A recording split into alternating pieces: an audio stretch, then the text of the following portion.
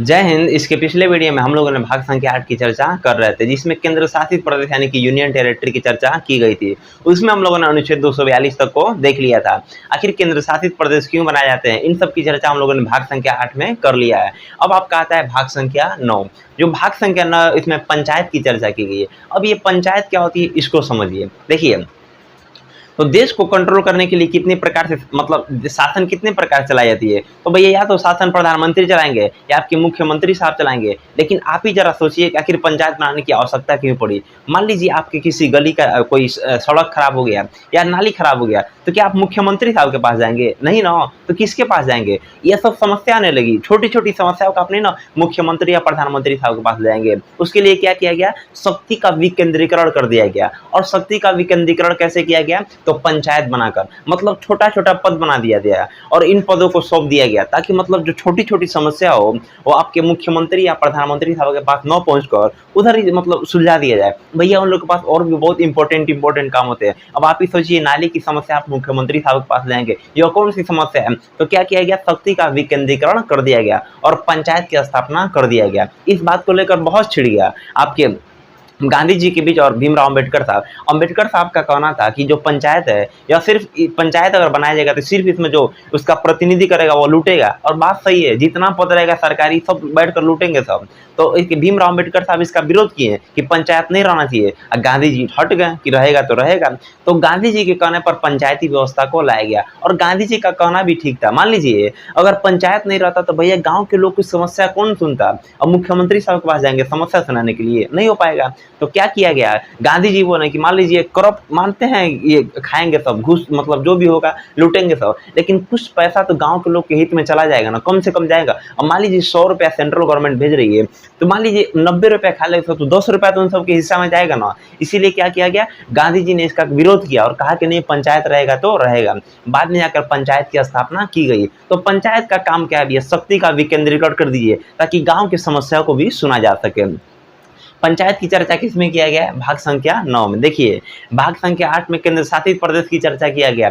कहाँ तक अनुच्छेद था? तो अनुच्छेद 242 तक था। तो भैया इसमें अनुच्छेद कौन सा आएगा? इसमें अनुच्छेद 243 आते हैं। तो भाग संख्या 9 में पंचायत की चर्चा की गई है। हम देखिए, इसमें हम कुछ बुलेट पॉइंट का समझेंगे कि पंचायत के कौन कौन से नाम होते हैं, इनकी ऐतिहासिक पृष्ठभूमि क्या क्या होती है, इनका उल्लेख संविधान में कहाँ पर किया गया है, डीपीएसपी में है, अनुसूची में है, कहाँ कहाँ इनका उल्लेख किया गया है, पंचायतों के लिए कौन कौन सा समिति का गठन किया गया, किन किन राज्यों में पंचायत लागू है, कहाँ नहीं लागू है, इन सब की चर्चा किया जाएगा। पंचायत का स्तर देखा जाएगा कि कहाँ पर पंचायत एक स्तरीय, कहाँ पर द्विस्तरीय, कहाँ पर त्रिस्तरीय और कहाँ पर 4 स्तरीय पंचायत की व्यवस्था की गई है। इन सब की हम चर्चा करेंगे। तो देखिए, अनुच्छेद पढ़ने से पहले सबसे पहले हम इन सबको जान लेते हैं कि आखिर पंचायत को हम किन किन नामों से जानते हैं, आपका पंचायत का ऐतिहासिक पृष्ठभूमि क्या रही है, इनके लिए कौन कौन सा समिति का गठन किया गया, तो इसको हम समझते हैं।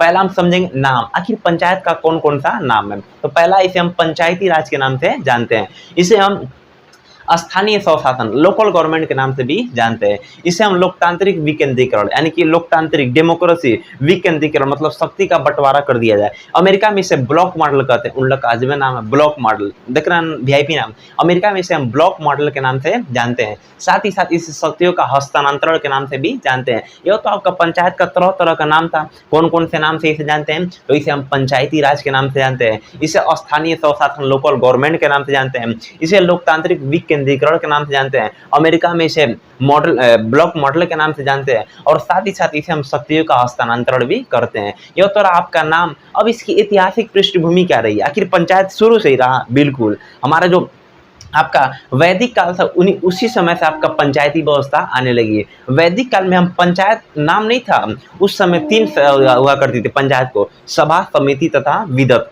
जो आज आपका संगठन बन चुकी है। यानी कि वैदिक काल में से ही पंचायती व्यवस्था चल रही थी। उन समय से क्या नाम था? सभा, समिति और विदत, वैदिक काल थे। फिर आपका मुगल काल आते हैं, उस समय पंचायती व्यवस्था को देखा गया। लेकिन वर्तमान भारत में ही पंचायती व्यवस्था को देखा जा रहा है। कब से चालू किया गया? तो हमारा 1857 में लॉर्ड मेयो आते हैं। उन्होंने क्या किया? लॉर्ड मेयो ने 1870 में पंचायती राज का व्यवस्था का प्रावधान किया। उनका कहना था कि नहीं, पंचायती व्यवस्था होनी चाहिए।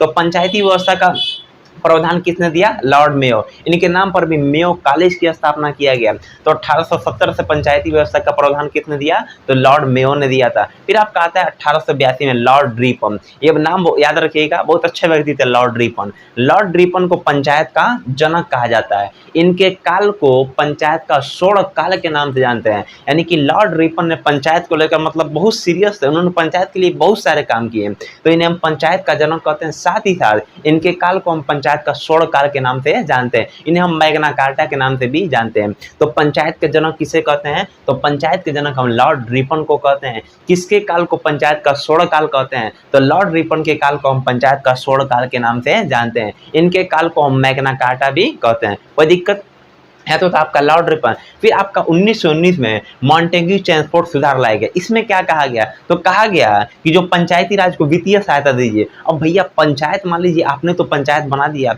आखिर पंचायत में विकास कैसे होगा? मान लीजिए कोई पंचायत में वो काम कराना है, नाली बनवाना है, सड़क बनवाना है, तो भैया काम के लिए पैसा चाहिए कि नहीं चाहिए? फोकट का काम होता है। तो उसके लिए क्या किया गया?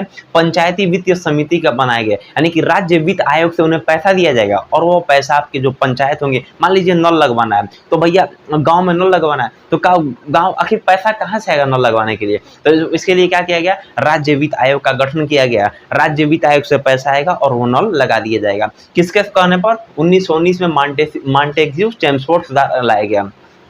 फिर आपका आता है भारत शासन अधिनियम 1935। इसमें क्या कहा गया? तो देखिए, कहा गया कि आप पंचायतों को राज्य सूची का विषय बना दीजिए। भारत शासन अधिनियम 1935। फिर आपका आता है 1952। 1952 में जवाहरलाल नेहरू ने एक चालू किया सामुदायिक विकास कार्यक्रम, सामूहिक विकास कार्यक्रम।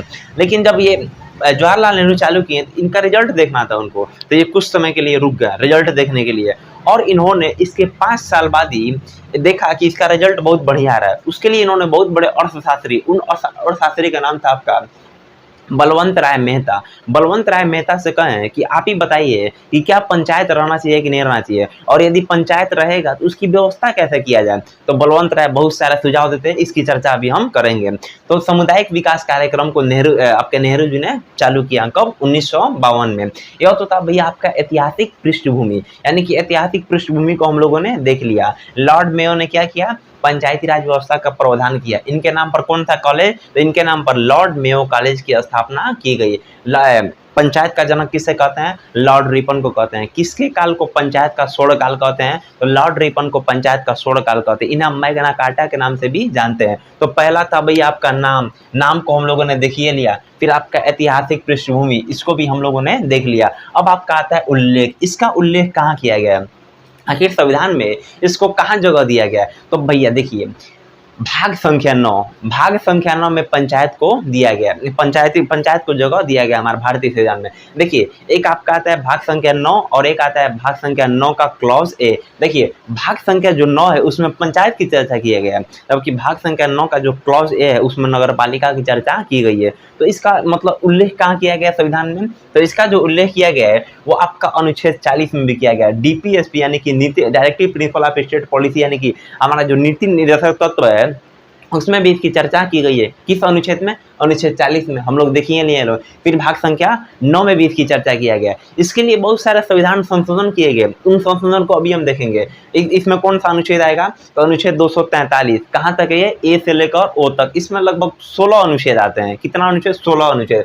इसमें साथ ही साथ इसकी चर्चा अनुसूची में किया गया, अनुसूची 11 और 12 में। तो इसका उल्लेख रहा। इन उल्लेख को तो हम भैया इसको तो हम लोग देखिए लिए लोग, फिर इसको भी हम लोग समझ लेंगे। तो इसका उल्लेख हम लोगों ने देख लिया। अब आता है इसके लिए कौन कौन सी समितियां का गठन किया गया। आखिर पंचायत बनाने के लिए कौन कौन सा समिति बनाया गया? तो ध्यान से समझिएगा। इन समिति में 3 समिति इंपॉर्टेंट है। हालांकि समिति कितना है? समिति है 7, लेकिन 3 आप याद रखिएगा। कौन कौन सा? तो पहला आपका जो समिति आता है वो होता है बलवंत राय मेहता समिति। इसका गठन कब किया गया? तो देखिए, नेहरू जी ने जब 1952 में सामुदायिक विकास कार्यक्रम को चालू किया, तब इन्होंने पंचायत को मतलब रिजल्ट देखने का मतलब सोचा।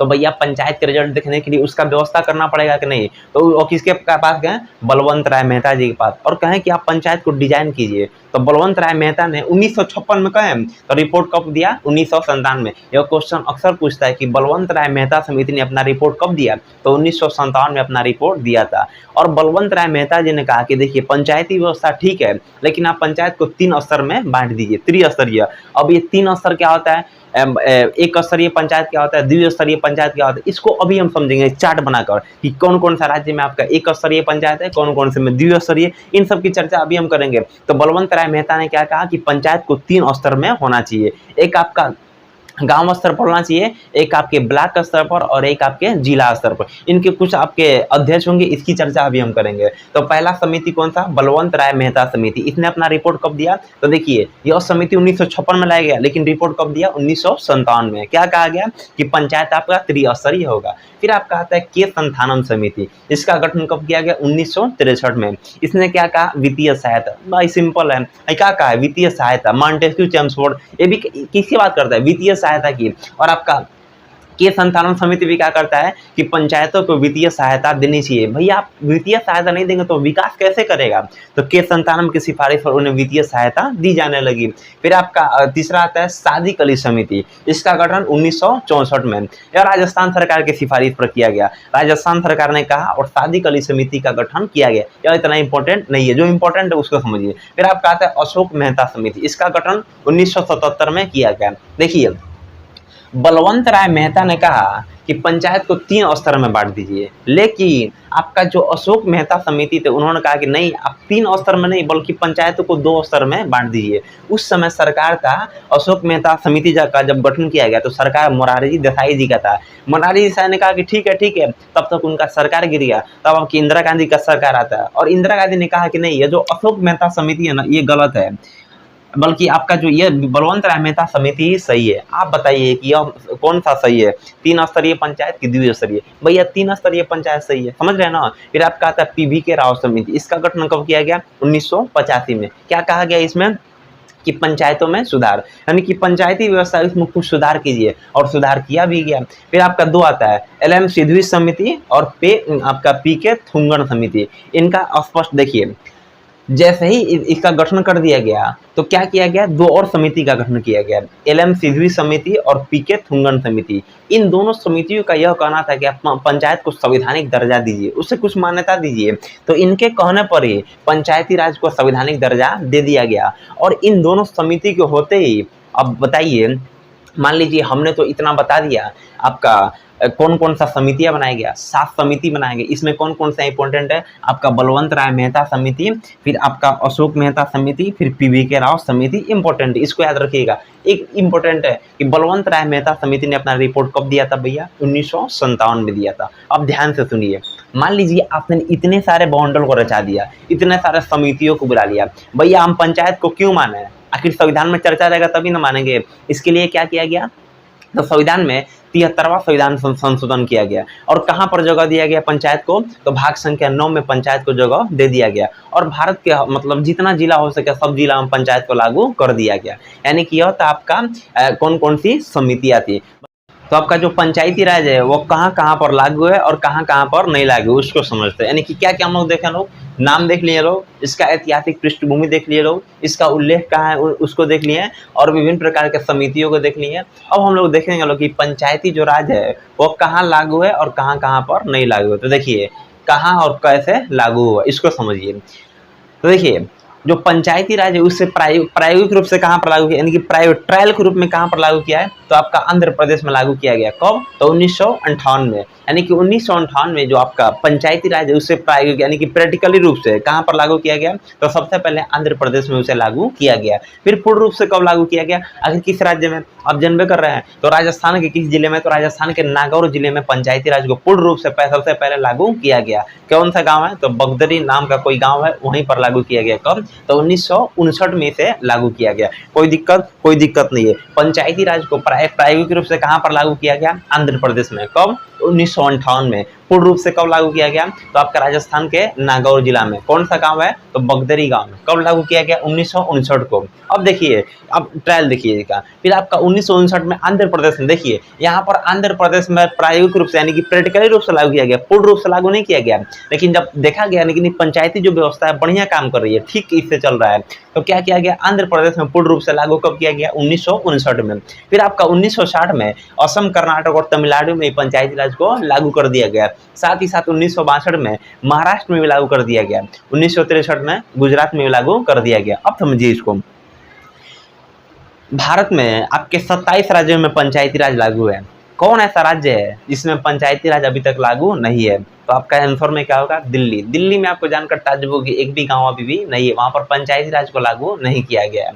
यानी कि आपका 1963 में गुजरात में लागू कर दिया गया। अब देखिए, जैसे ही 73वां संविधान संशोधन हुआ और यह दे दिया, कहा गया कि सभी राज्यों को पंचायती व्यवस्था लागू करना पड़ेगा। अब इसमें कुछ नियम कानून बना दिए गए। तो सबसे पहले उस नियम कानून को किस राज्य पर थोपा गया? तो वह तो राज्य था, वह था आपका मध्य प्रदेश। मध्य प्रदेश ही वो पहला राज्य था जो पंचायती आपका जो नियम कानून है उसका अनुपालन किया था। कौन सा राज्य? तो मध्य प्रदेश। तो अनुपालन, पंचायती राज का अनुपालन करने वाला पहला राज्य मध्य प्रदेश। जितने नियम कानून थे बनाए गए पंचायती राज में क्या क्या होगा, इसका सत्ता का विकेंद्रीकरण, मतलब बहुत सारे नियम बनाए गए। तो कौन सा राज्य था? मध्य प्रदेश। ये तो आपका लागू कहाँ हुआ, कब हुआ? अब आपका आता है कहाँ लागू नहीं है। तो कुछ एरिया ऐसे हैं जहां पर ये लागू नहीं किया गया। देखिए, हिंदुस्तान के बहुत से ऐसे जगह है ना जिसको आप मुख्य भारत के मुख्य धारा में नहीं मिला सकते। उनकी कल्चर अलग है, रहन सहन अलग है। आप उनको समझाने जाएंगे, आप ही को मार के भगा देंगे सब। तो उनको मिलाने से कोई फायदा है? उनकी संस्कृति अलग है, हर चीज उनका अलग है, खान पीन, मतलब रहन सहन, सब चीज अलग है। तो वो मुख्य धारा में नहीं मिल पाते हैं। तो उनके लिए कुछ नियम, जो भारत का जो नियम कानून है उनमें से कुछ उनको छूट दे दिया जाता है। ये पूरा नियम कानून उन पर नहीं लगेगा। भैया आदिमानव के जीवन जीते हैं, उनको मुख्य धारा मिला पाएंगे लोग? नहीं मिला पाएंगे लोग। तो पंचायती व्यवस्था काहे थोप रहे हो ऊपर पे? नहीं थोप सकते हैं आप, समझ रहे कि नहीं? तो मतलब भारत के पूरे एरिया में नहीं है, कुछ कुछ ऐसे एरिया जो एकदम पिछड़ गया है, उसको मुख्य धारा मिलाना बहुत मुश्किल है। तो उन एरिया में उस नियम कानून नहीं लगाए जाते हैं। तो क्या भारत के जो नियम कानून है भारत के सभी जगहों पर लगते हैं? नहीं, कुछ ऐसे राज्य हैं जिन पर यह नहीं लगाए जाते। वो कौन कौन सा राज्य है? पंचायती व्यवस्था को किन किन राज्यों में नहीं लगाया गया उसको समझिए। तो कहाँ लागू नहीं है? तो देखिए, असम और त्रिपुरा का जनजातीय क्षेत्र, अभी बताया ना, ट्राइबल एरिया, जनजातीय क्षेत्र में से, अरे एकदम अजीब आदिमानव जैसा है। तो उन पर क्या लगाएंगे आप? तीर धनुष ले घूमते हैं सब, मार देंगे सब। हम लोग तीर धनुष लेके घूमेंगे तो भैया अपराध हो जाएगा, वो पकड़ लेगी पुलिस हमको। लेकिन वो आदिमानव है, उनकी कल्चर ही वैसे तीर धनुष वाला लेके घूमते हैं। नागालैंड में कपालिक साधु देख लीजिए, खोपड़ी लेके घूमते हैं, उसी में खाना वाना खाते हैं। तो हम लोग लेके घूम सकते हैं? नहीं घूम सकते हैं। तो देखिए भैया, असम और त्रिपुरा का जो जनजातीय क्षेत्र है उस पर पंचायती व्यवस्था को नहीं लागू किया गया। क्या पूरे असम में? नहीं, वहाँ का कुछ जनजातीय क्षेत्र है, वहाँ पर पंचायती व्यवस्था को नहीं लागू किया गया। क्यों? जनजाति है, उन पर क्या लागू करेंगे आप? फिर आपका हो जाएगा नागालैंड, मेघालय और मिजोरम का जनजातीय क्षेत्र, उन पर भी पंचायती व्यवस्था का लागू नहीं किया गया। फिर आपका हो जाएगा दार्जिलिंग, यानी कि वेस्ट बंगाल में आपका दार्जिलिंग तथा मणिपुर का पर्वतीय क्षेत्र, इन पर भी पंचायती व्यवस्था को लागू नहीं किया गया। अब आपके दिमाग में एक क्वेश्चन उठता होगा कि आप बताइए कि मान लीजिए हमने गांव को, मान लीजिए किसी राज्य में पंचायती व्यवस्था लागू कर दी है, जाहिर सी बात है पंचायती व्यवस्था लागू हुआ और राज्य बढ़िया चीज डेवलप करेगा, वहाँ काम करने के लिए बहुत सारे प्रतिनिधि चुने जाएंगे। आखिर इन लोग का काम कौन करेगा? इनका शासन प्रशासन कैसे चलेगा? ये सवाल उठता होगा कि नहीं? तो इनका शासन कैसे चलेगा? इसके लिए हम लोग जनजातीय परिषद या पर्वतीय परिषद बनाए जाते हैं। इनकी शासन को चलाने के लिए जनजातीय परिषद या पर्वतीय परिषद बनाए जाते हैं। पर्वतीय परिषद बना, यही परिषद इन लोग का शासन चलाते हैं। तो इनका शासन कैसे चलाएगा? जिस क्षेत्र में आपका पंचायती व्यवस्था लागू नहीं किया जाएगा उनका शासन कैसे चलाएगा?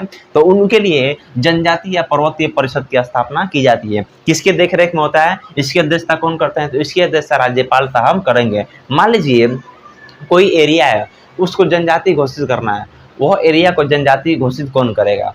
भैया राज्यपाल साहब करेंगे। यानी कि किसी भी एरिया को जनजाति घोषित करना है उसको राज्यपाल साहब घोषित कर देंगे। मान लीजिए आपका ये कोई जिला है, बहुत बड़ा सा, मान लीजिए को आपका जिला है, यहाँ के जो लोग हैं ये एकदम पिछड़ गए हैं, तो इनको जनजाति घोषित करना है। तो उस राज्य का जो संबंधित राज्यपाल रहेगा वो बोल देगा कि ये वाला एरिया को जनजाति घोषित कर दिया जा रहा है। तो जनजाति घोषित कौन करेगा? तो राज्यपाल साहब करते हैं। इनका शासन चलाने के लिए क्या किया जाएगा? तो जनजाति या पर्वतीय परिषद बनाया जाता है। ये तो आपका भैया कहाँ लागू और कहाँ पर लागू नहीं हुआ। अब समझते हैं बलवंत राय मेहता समिति में क्या कहा गया। देखिए, तो बलवंत राय ने क्या कहा था भैया कि पंचायतों को 3 स्तर में बांट दीजिए। चलिए बांटते हैं पंचायत को।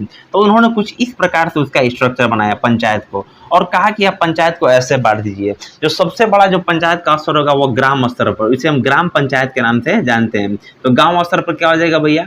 तो ग्राम पंचायत। गांव स्तर पर क्या हो जाएगा? तो ग्राम पंचायत। तो पंचायत की सबसे बड़ी अफसर कौन सा हो जाएगा? ग्राम पंचायत। फिर उन्होंने कहा कि ब्लॉक स्तर पर क्या रहेगा, तो इसको हम लोगों ने ब्लॉक स्तर पर कहा पंचायत समिति, पंचायत समिति, गांव स्तर पर ग्राम पंचायत, ब्लॉक स्तर पर पंचायत समिति। फिर आपका जिला स्तर पर क्या होगा, तो आपका जिला परिषद होगा। तो बलवंत राय मेहता समिति ने कुछ इस प्रकार से पंचायत का डिजाइन किया था। उन्होंने त्रिस्तरीय पंचायत कहा, कौन कौन सा, सबसे बड़ा ग्राम पंचायत होगा गांव स्तर पर, फिर आपका ब्लॉक स्तर पर पंचायत समिति होगा और जिला स्तर पर आपका जिला परिषद होगा। यानी कि हम लोगों ने देख लिया कि जो पंचायत है भाग संख्या 9 में इसकी जो चर्चा किया गया है, इन्हें किन किन नामों से जानते हैं, इनका हिस्टोरिकल बैकग्राउंड क्या रहा, इनका उल्लेख संविधान में कहाँ कहाँ किया गया है, इनके लिए कौन कौन सी समितियां का गठन किया गया है, यह कहाँ पर अभी वर्तमान में लागू है, कहाँ पर लागू नहीं है, आखिर बलवंत राय मेहता समिति क्या होता है। इसके बाद हम लोग समझेंगे लोग, ये जो आपका पंचायत है, भारत में आपके बहुत से राज्य में एक स्तरीय पंचायत है, कहीं पर 2 स्तरीय पंचायत है, कहीं पर 3 स्तरीय पंचायत है और कहीं पर 4 स्तरीय पंचायत है। तो इसकी चर्चा हम लोग नेक्स्ट वीडियो में करेंगे। आज के लिए इतना ही, मिलेंगे नेक्स्ट वीडियो में, तब तक के लिए जय हिंद।